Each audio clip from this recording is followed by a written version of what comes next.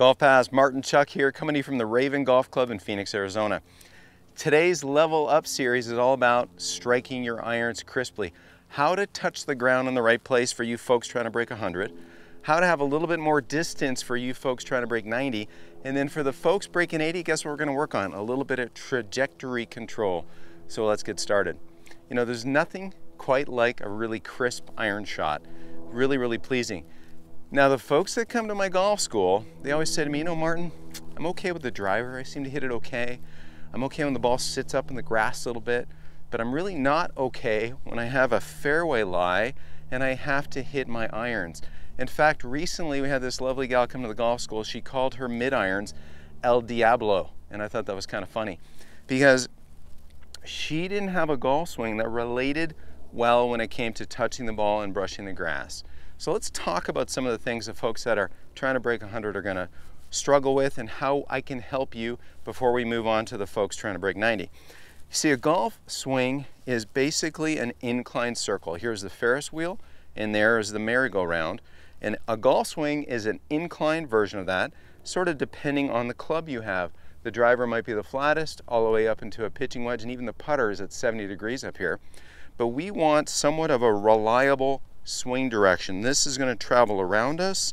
We don't want it pointing too much to the right, too much to the left. We basically want that circle traveling down Main Street when it touches the golf ball for pretty straight shots.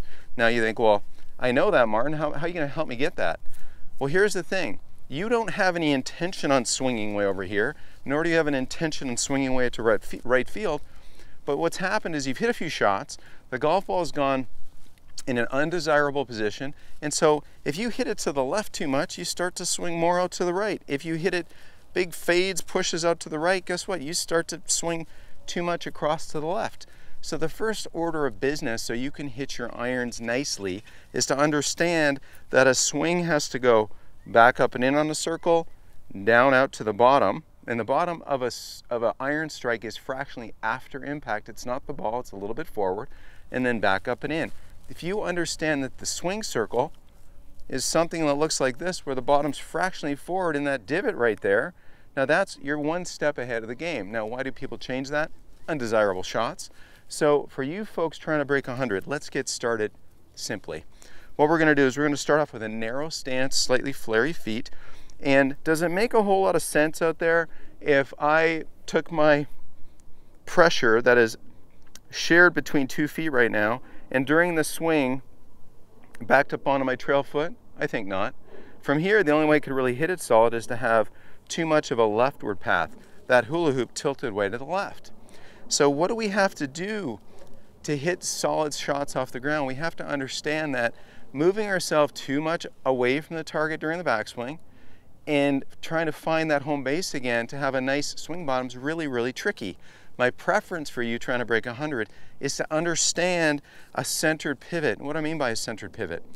Well, a centered pivot is one where you get a little bit of energy going into your trail foot that helps you wind up, but it doesn't let you wander too much to the right. And since you're just winding up and letting your lead shoulder work down, your trail shoulder work up, that helps center you. And then it allows for the response of your weight to kind of relocate and get pressure into that lead foot so that when you do get your swing down to the bottom, it can touch the ball and brush the grass. That's critical. So when you're breaking 100, let's get sort of a narrow stance. Let's work on the sense of left shoulder down without too much sway to the right. And we're going to focus on little half shots where we're purposely feeling the club work back, left shoulder down, brush the ground. And when you're done, you want to feel like your rear end is past where the ball line was. Take a look at where my oval of my hips is forward of where the ball line was. So basically that small little event, pressure to the lead side, unwinding, pushing my buns underneath me, and when you check where the ball was to where I am now, guess what? That's where the ball was. When I arrive at my finish, if I put a club right here, you can see my behind is past the ball line. It's a critical piece for you in any swing for you to touch the golf ball, brush the grass. So when you're breaking 100, again, little half shots. Everybody wants to go fast. Don't go fast, slow yourself down. Let's go ahead and brush the grass. So centered, lead shoulder down. brush the grass, and you want to feel like your buns are forward, your heart's to the sky. And when you check, you can put a club here and see how you did. So when you're trying to break 100, that little move's critical, that you can speed that up. Now, when you're breaking 90, let's talk about distance. Let's get the most out of these irons, really important. So think about this. If I'm hitting for distance with an iron, we want a strong delivered loft. We want the club as the journey through its swing to get onto the golf ball with some strength. And how that works, think about how we put our hands on the golf club and the whip that we create at the distal end. Here's what I mean by that.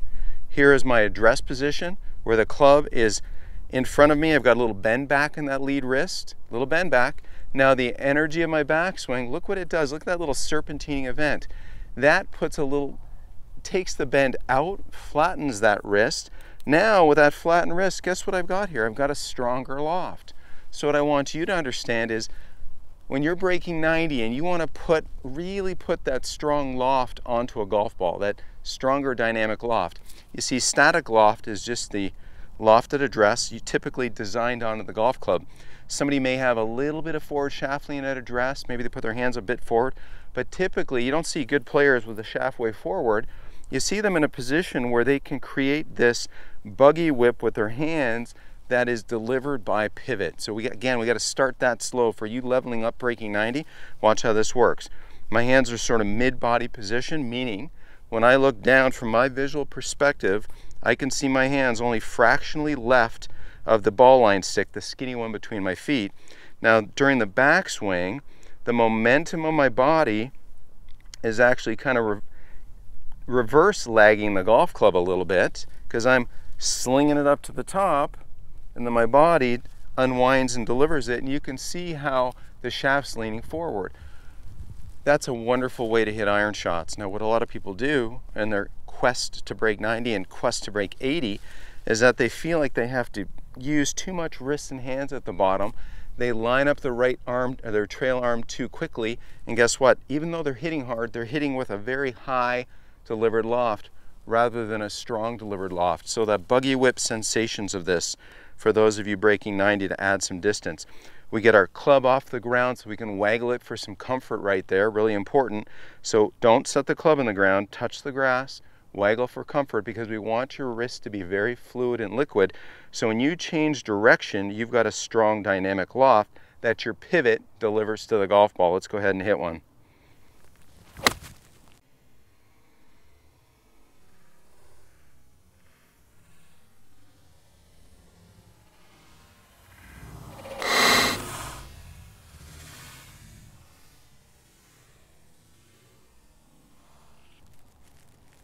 So the big difference between address and impact right there, you can see how my body could unwind. I could have a bit of forward shaft lean. I'm not trying to shove the handle forward.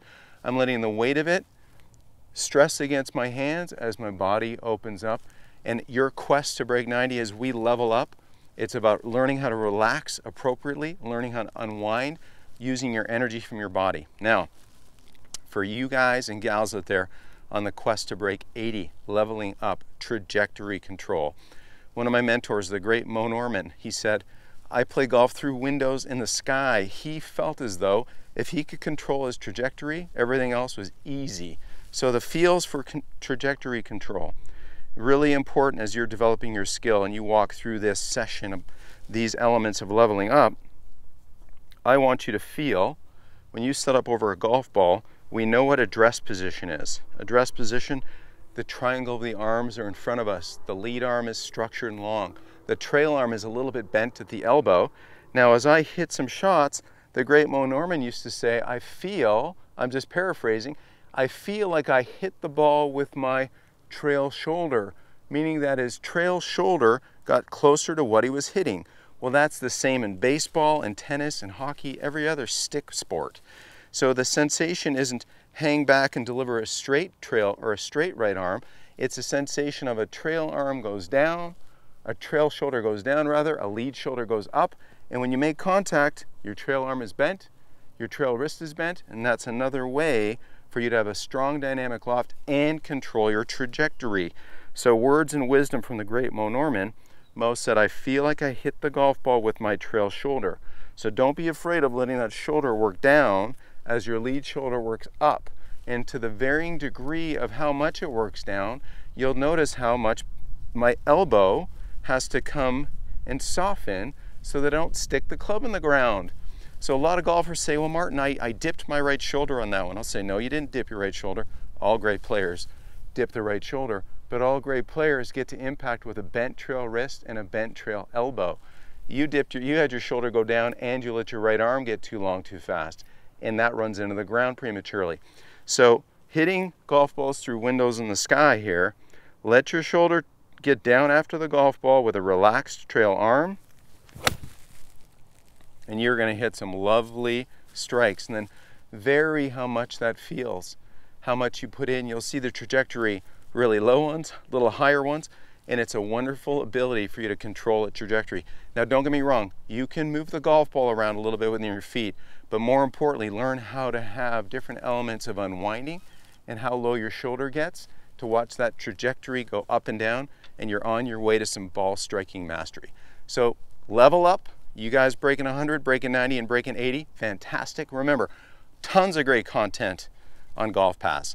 Thanks so much for watching. Martin Chuck signing off.